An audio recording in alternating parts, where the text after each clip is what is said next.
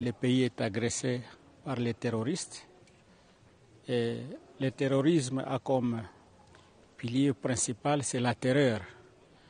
Et comme d'habitude, dans les actions des terroristes, les Rwandais et leur supplétif M23, hier ont lancé une dizaine de bombes sur le cas de Lushagala et Sepak à Mugunga. C'est déplorable, c'est un crime de guerre parce que c'est une population déplacée qui vient des zones sous l'emprise de l'ennemi, qui sont venus se réfugier dans les milieux sécurisés, mais curieusement, ils sont victimes de la barbarie des agresseurs. Nous déplorons les bilans que nous sommes en train de communiquer, qui peut évoluer dans les heures qui suivent, mais pour l'instant, nous avons 14 morts et 35 blessés. Et en grand nombre, ce sont les enfants et les femmes. C'est que nous disons, ces innocents, qu'est-ce qu'ils ont fait de mal pour fuir la rébellion et venir se réfugier dans les milieux sécurisés? C'est déplorable et nous condamnons fermement ces actions barbares qu'on mène sur les populations innocentes. Nous sommes en train de réfléchir avec ceux qui s'occupent des opérations pour voir quel remède face à cette barbarie. Et je sais que le président de la République, chef de l'État, est en train de mettre tout en œuvre pour que les opérations se fassent. Et la réponse idéale pour moi pourrait venir de ceux qui commandent les opérations. Le message, c'est en fait la résilience. Nous n'avons pas où aller, c'est notre pays.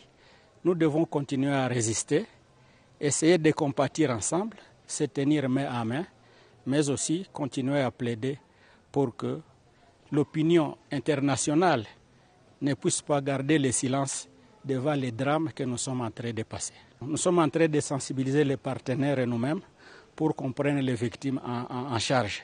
Déjà, on a l'annonce du FONAREV qui a accepté de s'occuper de l'enterrement des morts et se charger des blessés.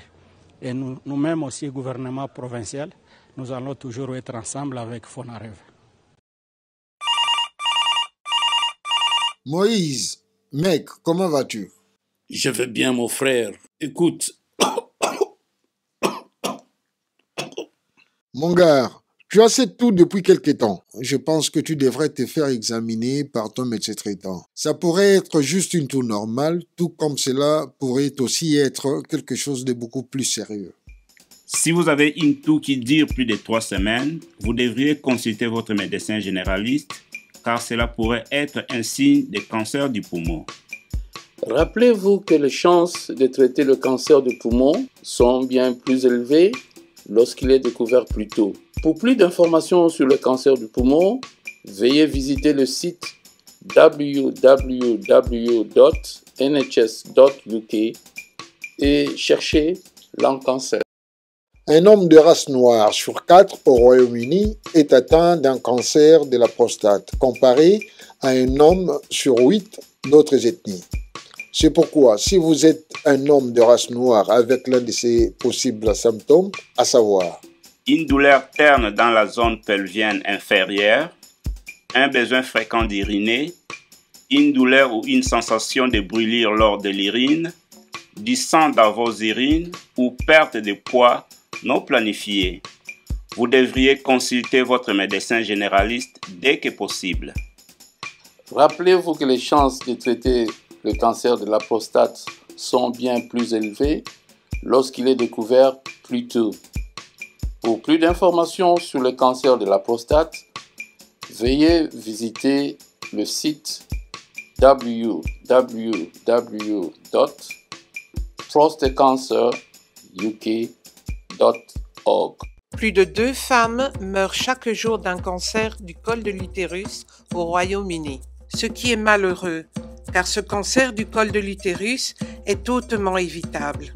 Si vous êtes une femme entre 25 et 65 ans, il est crucial de vous présenter dans un centre de dépistage dès que vous recevez votre lettre d'invitation. Si vous n'avez pas reçu votre lettre d'invitation, veuillez contacter votre médecin généraliste.